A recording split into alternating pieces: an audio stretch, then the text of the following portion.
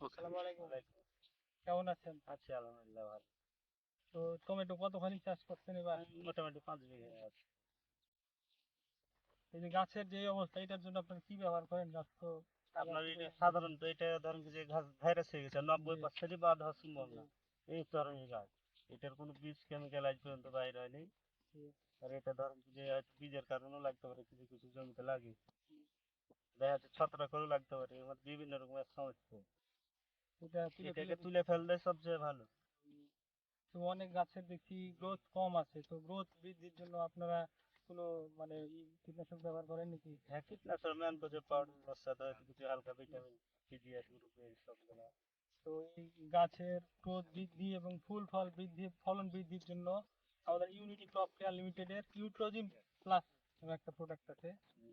এই প্রোডাক্ট ব্যবহার করলে আপনার ফুল ফল বেশি আসবে, ফলন বৃদ্ধি পাবে। এই প্রোডাক্টটা ব্যবহার করবেন। ধন্যবাদ।